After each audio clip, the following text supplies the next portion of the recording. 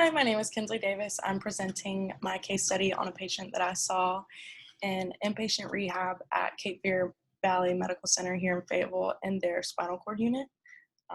So a little bit about my patient. She was a 61-year-old female who was Caucasian with no known comorbidities. She originally presented with lower back pain, and it kept worsening over a span of 3 months. And she was originally treated for a urinary tract infection, and it wasn't helping. So with further treatment, she was diagnosed with osteomyelitis.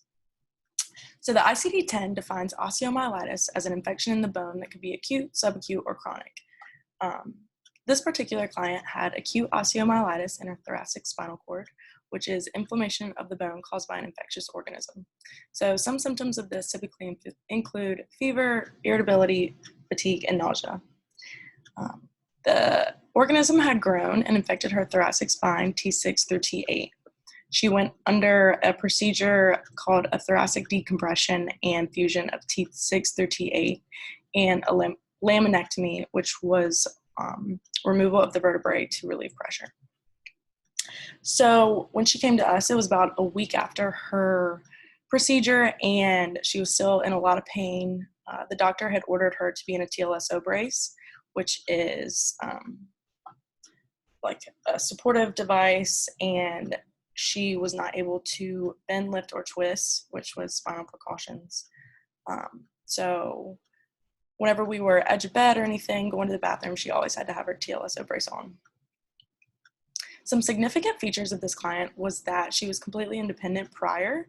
So she worked 5 days a week as a home health aide. So she was extremely motivated to get back to her daily life and become completely independent. She lived at home, so all home tasks, cooking, laundry, everything like that, she was ready to be independent with again.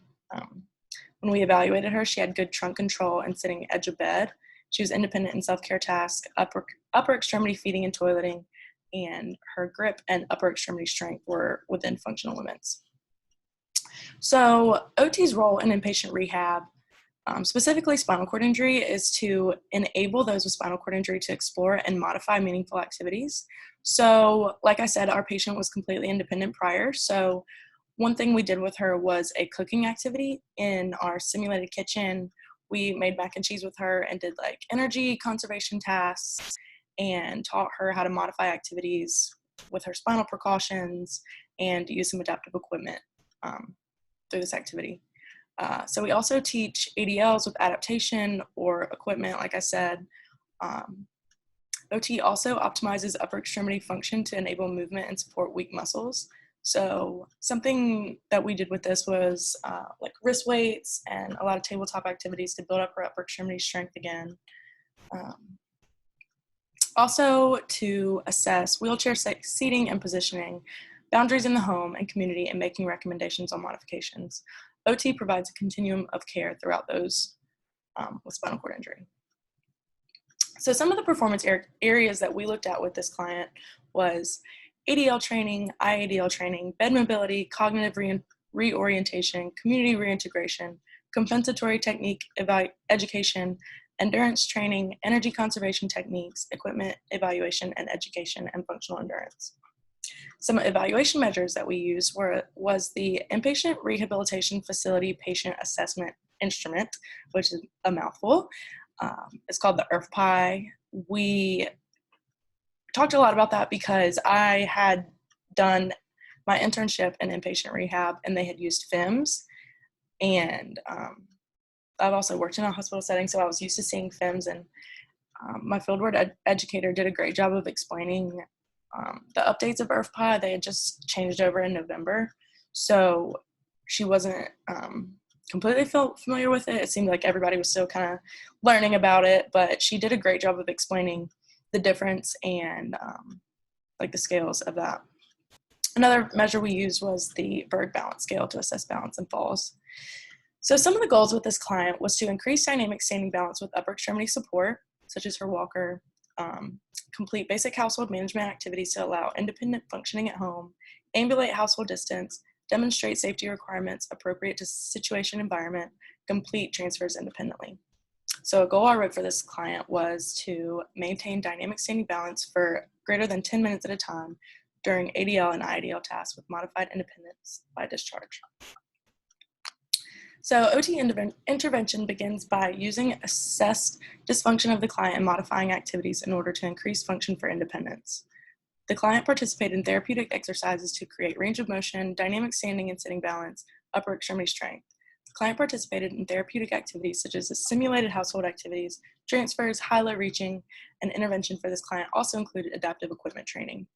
So because she was not able to bend past 90, we did sock aids, and we also did a reacher, so she was able to grab things off the floor and other levels that would require her to bend past her spinal cord precautions. So some of the frame of references that we used was the biomechanical frame of reference, which includes range of motion, strength, and endurance to improve functional independence, and the rehabilitation frame of reference, which is a comprehensive approach to facilitate independence when there's residual dysfunction. So overall, through my fieldwork experience, I was able to learn, connect, and apply knowledge gained thus far from school and challenge myself through application.